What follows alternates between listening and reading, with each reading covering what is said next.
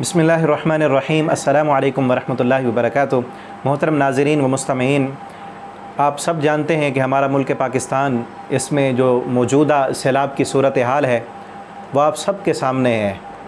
آپ social media پر دیکھ رہے ہیں کہ کس طرح سیلاب تباہیاں مچا رہا ہے۔ کئی بستیوں کی بستیاں سیلاب کی زد میں آ چکی ہیں، کئی گھر جو ہے وہ بہہ چکے ہیں، کئی انسان اس سیلاب کے اندر جو ہے ڈوب گئے ہیں، کئیوں کے پیارے ان کی آنکھوں کے سامنے دم توڑ رہے ہیں، اور ہزاروں جانور، پورے کے پورے ریوڑ جانوروں کے پانی میں بہہ گئے ہیں۔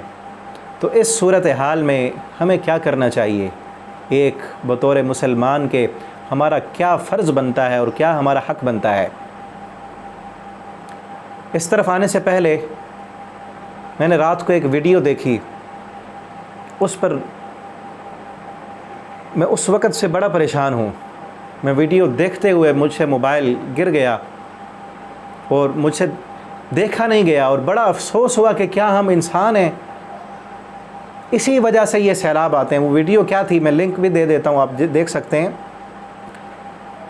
اس علاقے میں گئے ہوئے جماعت اسلامی کے امیر سراج الحق صاحب، وہاں رات کو وہ ایک جگہ سے گزر رہے تھے تو کئی لوگ ننگے آسمان تلے، بارش بھی ہو رہی ہے، روڈ پر وہاں انہوں نے، ان کی عورتیں بھی ہیں، بچے بھی ہیں، وہاں پڑاؤ کیا ہوا ہے۔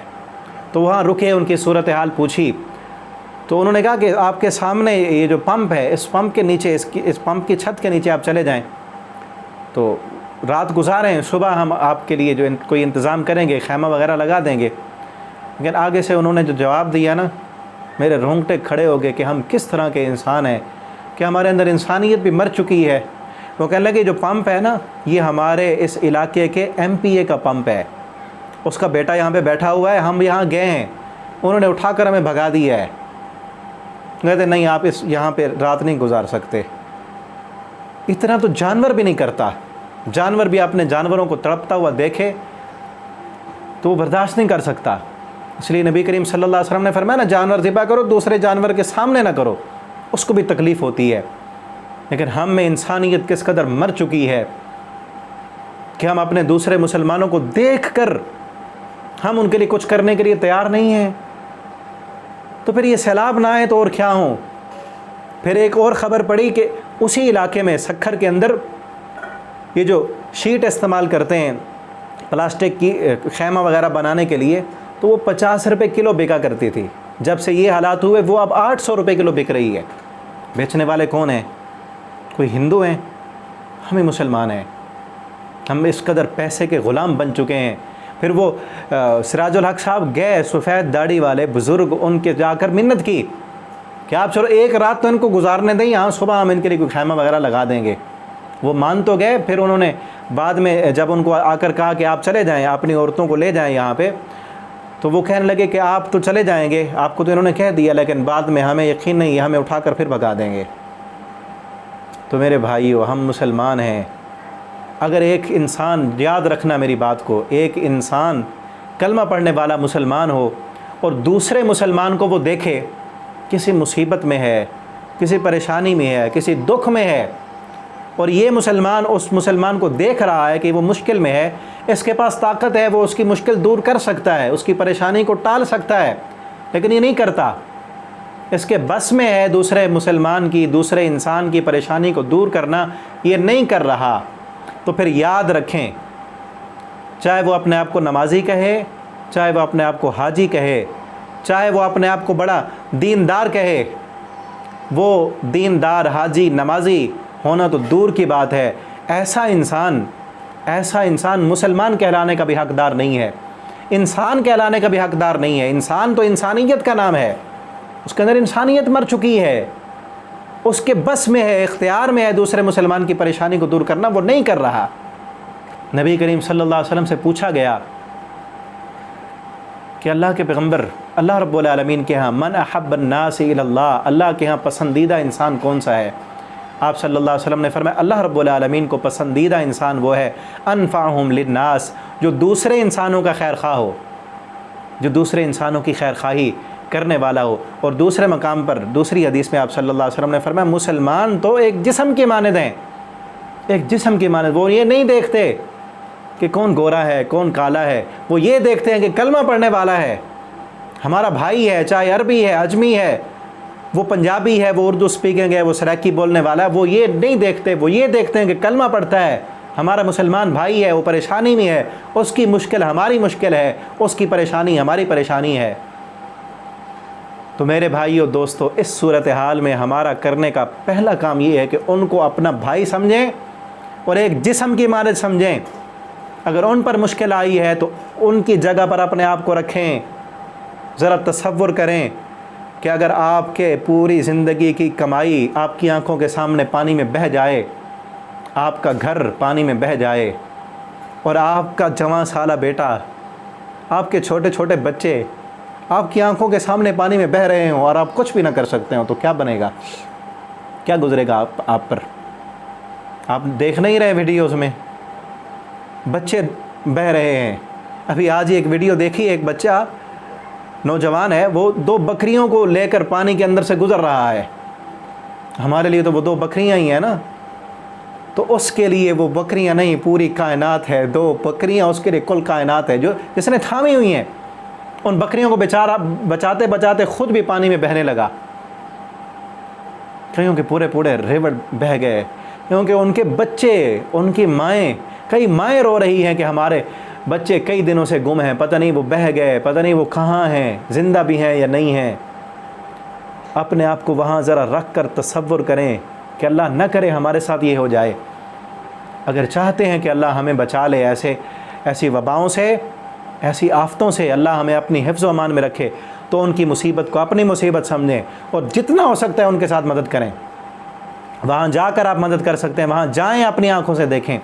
اگر آپ نہیں جا سکتے, جو وہاں جا رہے ہیں ان کے دستے بازو بنیں, جتنا ہو سکتا ہے ان کو راشن دے سکتے ہیں, ان کے گھر آپ بنا سکتے ہیں اور پیسہ دے سکتے ہیں. اور جس پر بھی آپ کو اعتماد ہے, وہاں پر کام کر رہے ہیں حافظ سعید صاحب کے لوگ, وہاں بڑے دور دور علاقوں میں جا کر بڑی محنت کے ساتھ کام کر رہے ہیں. اسی طرح جماعت اسلامی والے کام کر رہے ہیں, اور بھی کئی ساتھی وہاں پہنچے ہوئے ہیں. جو بھی آپ کو, جس پر بھی آپ کو اعتماد ہے کہ آپ کا پیسہ وہ پہنچائے گا وہاں پر, اس کو دیں اور ان کی پریشانی کو اپنی پریشانی سمجھیں, اس مصیبت کی گھڑی میں ان کے ساتھ شامل ہوں. اور دوسری بات یہ یاد رکھیں کہ ہمارے ان پیسوں سے چاہے ہم گھر بنا دیں, 150 ہزار یا 50 گھر بنا لیں گے, 500 گھر, 1000 گھر بنا لیں گے, اس سے کچھ ہونے والا نہیں ہے. یہ صرف ہمارا امتحان ہے. اللہ دیکھنا چاہتے ہیں کہ ہم کیا کرتے ہیں. اسی امتحان میں سرخرو ہوں. اور اصل جو چیز ہے, اصل چیز وہ یہ ہے کہ یہ کیوں ہو رہا ہے, ہمارے گناہوں کا نتیجہ ہے. اللہ رب العالمین فرماتے ہیں, ما اصابکم من مصیبت فبما کسبت ایدیکم, جو بھی مشکل اور مصیبت تم پر آتی ہے تمہاری اپنے گناہوں کی کمائی ہوتی ہے. ان سیلابوں کے پیچھے ہمارے گناہوں کے سیلاب ہیں. دیکھا نہیں ہمارے ملک میں فحاشی اریانی کا سیلاب ہے, سود, رشوت, کرپشن, لوٹ مار, دوسروں کے جائیدادوں اور مکانوں پہ ناجائز قبضے, ظلم, بربریت, بے نمازیوں کی کثرت, جھوٹ بولنا, غیبتیں کرنا, گانے سننا. اور اس وقت بھی وہ سیلاب والی ویڈیوز پہ گانے لگائے ہوئے ہیں. کب سمجھیں گے, کب سیکھیں گے ہم؟ ہمارے گناہوں کا نتیجہ ہیں. ہم یہ پیسہ دے کر یا کسی کے مکان بنا کر مدد کر کے ہم کچھ نہیں کر سکتے جب تک ہمارا رب ہم سے راضی نہیں ہوتا. اپنے اللہ کو راضی کریں. رزاق وہ ہے, ہمیں رزق دینے والی ذات بھی اللہ رب العالمین کی ہے, اور ان سیلاب زدگان کو بھی رزق دینے والی, گھر ان کے بنانے والی ذات اللہ رب العالمین کی ہے. اللہ نے یہ سب کچھ کیا ہے. اور کیوں اللہ تعالیٰ نے, جو قرآن مجید پڑھنے سے ہمیں معلوم ہوتا ہے, یہ جو مصائب مشکلات آتی ہیں ان کی 3 وجہ ہوتی ہیں. پہلی وجہ مومنین کے لیے وہ آزمائش ہوتی ہے. ان میں اگر جو مومن ہیں, اللہ کے ساتھ جن کا اچھا تعلق ہے, ان کے لیے آزمائش ہے, وہ اس آزمائش میں سرخرو ہو جائیں گے. وَلَنَبْلُوَنَّكُمْ بِشَيْءٍ مِّنَ الْخَوْفِ وَالْجُوعِ. اور دوسری وجہ ان مصائب اور مشکلات کے آنے کی, سیلاب, زلزلے, طوفان, کبھی قحط سالیاں, اس کی دوسری وجہ تنبیہ ہوتی ہے گناہگاروں کے لیے. اللہ فرماتے ہیں وَلَنُذِيقَنَّهُم مِّنَ الْعَذَابِ الْأَدْنَىٰ دُونَ الْعَذَابِ الْأَكْبَرِ. بڑے عذاب سے پہلے ہم چھوٹے چھوٹے عذاب بھیجتے ہیں. لَعَلَّهُمْ يَرْجِعُونَ, شاید کہ واپس پلٹ آئیں, واپس پلٹیں, اپنے روٹھے ہوئے رب کو منا لیں, اپنے گناہوں کی معافیاں مانگیں. اور تیسرے نمبر پر کافروں کے لیے، مشرکوں کے لیے، اللہ کے باغیوں کے لیے یہ جو ہے عذاب ہوتا ہے۔ تو ہم مسلمان ہیں، کلمہ پڑھنے والے ہیں، ہم پر یہ جو سیلاب آیا ہے، کبھی جو ہے پانی نہیں ہوتا، قحط سالیاں تھیں پچھلے چند مہینے پہلے چولستان میں، پیاسے لوگ مر رہے تھے، اور پانی آیا تو اب پانی میں ڈوب کے مر رہے ہیں۔ وجہ کیا ہے؟ کہ ہمارے گناہوں کی وجہ سے اللہ رب العالمین ہمیں تنبیہ کرنا چاہتے ہیں۔ تو اصل جو کام ہے، اللہ رب العالمین سے اپنے گناہوں کی معافیاں مانگیں، روئیں، گڑ گڑائیں، بحیثیت پوری قوم ہم اللہ رب العالمین سے معافیاں مانگیں، اور اللہ رب العالمین کی طرف رجوع کریں۔ اپنے گھروں کو دیکھیں کہ کیا کیا اللہ کی نافرمانی ہو رہی ہے، کہیں بے نمازی تو نہیں، ہمارے گھروں میں سود کی لعنت تو موجود نہیں ہے، پورا ملک ہمارا سودی نظام میں جکڑا ہوا ہے، اس سے توبہ کریں۔ فلموں سے، گانوں سے، اللہ کی بغاوتوں اور نافرمانیوں سے، حرام سے، جھوٹ سے، رشوت سے، اللہ کی نافرمانی والے جتنے بھی کام ہیں ان کو ختم کریں، اور اللہ رب العالمین کی طرف رجوع کریں، معافیاں مانگیں، توبہ اور استغفار کریں، تاکہ ہمارا روٹھا ہوا رب ہم سے راضی ہو جائے۔ جب اللہ رب العالمین راضی ہوں گے تبھی جا کے سیلاب ختم ہوں گے، بارشیں تھمیں گی۔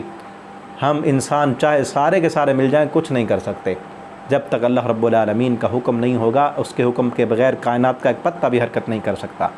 ٹھیک ہے، تو دو کام کریں، ان کی مدد بھی کریں اور توبہ اور استغفار کی بھی کریں، ان کے لیے بھی دعا کریں اور اپنے لیے بھی دعا کریں، اپنے گناہوں کی اللہ رب العالمین سے معافیاں مانگیں۔ دعا ہے اللہ رب العالمین ہم سب کے گناہوں کو معاف کر دے۔ اللہ رب العالمین اللہم لا تقتلنا بغضبک ولا تہلکنا بعذابک وعافنا قبل ذلک، اس دعا کو بھی کثرت کے ساتھ پڑھیں۔ اللہ تعالی ہمیں عمل کے توفیق دیں۔ السلام علیکم ورحمۃ اللہ وبرکاتہ۔